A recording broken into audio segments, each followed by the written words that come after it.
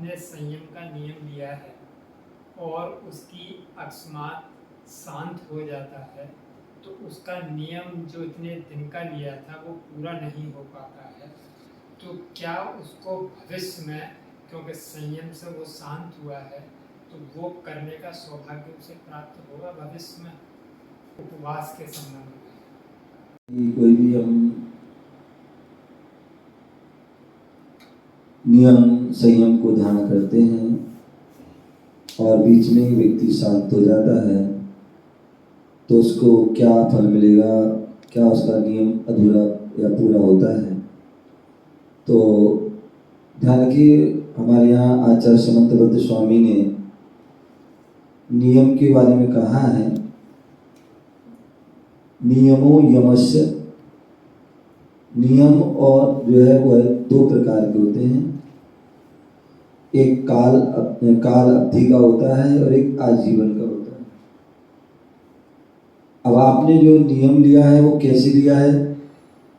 यदि आपने समय सीमा का लिया था, ठीक है ना, तो वह समय सीमा में यदि चले जाते हैं, नियम के बीच में ही चले जाते हैं, तो एक तो आपका संयम में मन हुआ है, ठीक है ना।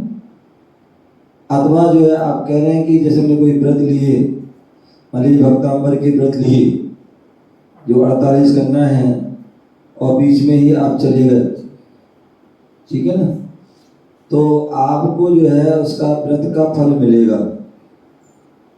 क्यों? क्योंकि आपने प्रमाद नहीं किया, ठीक है, अधूरा रह गया।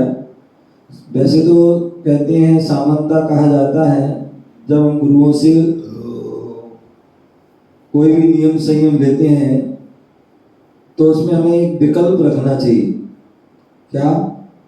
कोई जैसे मान लीजिए कोई व्रत उपवास की व्रत लिए हैं, तो उसमें यही वह हमारा होना चाहिए कि हम यथाशक्ति हम पूरा करेंगे, लेकिन इस बीच में जो है यदि हमारी जो है काल पूर्ण हो गया तो हम जो है उसमें हम कुछ नहीं कर सकते हैं। भावना भाएंगे कि वो इस भाव में नहीं, अगले भाव अगले में कहीं में पूरा हो, लेकिन जो है इसमें हम दोष मुक्त रहेंगे, ऐसा हम जो है पहले से बोल कर देते हैं। इसी प्रकार हमने कोई भी नियम लिया और भी कोई खाने पीने आदि कोई विषय, तो उसमें भी हमें विशेष परिस्थिति क्या होना चाहिए? विशेष परिस्थिति हमें छूट रखना चाहिए। भले आप वो काम करो या ना करो, लेकिन छूट रखो, क्योंकि ये जीवन है और जीवन में अनेक प्रकार के उतार चढ़ाव आते हैं, और उतार चढ़ाव आते हैं तो उसमें अनेक प्रकार की अनुकूलता प्रतिकूलता होती हैं। तो उसमें जो है हो सकता है कोई ऐसी प्रतिकूलता आ जाए कि हम जो है उसका पालन ना कर पाए या छूट जाए, तो उसके लिए हम छूट रखेंगे तो आपको दोष मिलेगा। और फिर भी हालांकि जो है छूट रखने के बाद भी हमारा जो छूट जाता है या बिना छूट के भी जो है छूटता है, तो दोनों में हमारे यहाँ प्रायश्चित की विधि है। साधुओं के जो ऐसे सामायिक छेदोपस्थापना आदि उनके इस चारित्रों के भेद हैं कि जहाँ हमारा सामायिक उनका संयम है, तो छेदोपस्थापना भी संयम है कि जो सामायिक आदि में आपके व्रत में नियम में संयम में दोष लगे, उसको छेदोपस्थापना पुनः उसमें व्रत आलोचना करके प्रतिमण करके प्रायश्चित लेके उसका पुनः उसमें स्थापित होगी। अथवा श्रावकों के भी जो या सम्यक दृष्टि श्रावक के भी 8 गुणों में एक उपगुहन और स्थितिगण अंग है।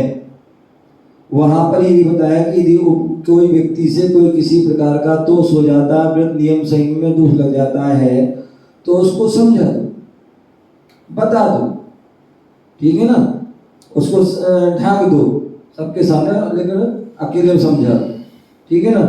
उसके बाद जो है अलग से स्थिति करो, जो गिर रहा उसको पुनः उसमें स्थापित करें, जो व्रत नियम खंडित हो गए उसको पुनः उसमें करें। तो इस प्रकार से जो है वो विधि होती है, तो उसका प्रायश्चित आदि के माध्यम से होता है। तो बाकी जो है हम यदि हमने कोई भी नियम लिया, मंदिर का नियम लिया, मंदिर जा रहे हो रास्ते में अपने कुछ भी हो जाता है, यहाँ तक कि मूलाचार भगवती आराधना में आता है कि हम जो है कोई समाधि ले रहे हैं और समाधि लेने के लिए गुरुओं के पास जा रहे हैं, कहीं भी जा रहे हैं और रास्ते में ही हमारा जो अपना हो जाता है तो हमें उसका फल मिलता है। तीर्थ वंदना के लिए जा रहे हैं और हम रास्ते में ही हमारा जो है आनंद हो जाता है तो हमें उस चीज का हमें फल मिलेगा। क्या मिलेगा? उसका हमें फल मिलेगा। बस बशर्ते कि हमें किसी प्रकार का प्रमाद आदि नहीं करना चाहिए, तभी वह मिलेगा। अगर प्रमाद करोगे तो उसका फल आपको मिलने वाला नहीं है। तो इस प्रकार से जो है व्रत नियम लेते समय इन बातों का ध्यान रखें और उनका यथापूर्ण रूप से पालन करें। प्रयास यह हो कि जो हमने व्रत नियम से हम लिए हैं कि वह हमारी समय अवधि के पहले ही पूर्ण हो जाए। कोई अकस्मात कोई चला जाता है तो उसका फिर उसमें हम कुछ भी नहीं कर सकते हैं, वो अबुद्धि गम है, केवल ज्ञान के विषय है। तो इस प्रकार से इसको हमें जानना चाहिए। ओम नमः शिवाय।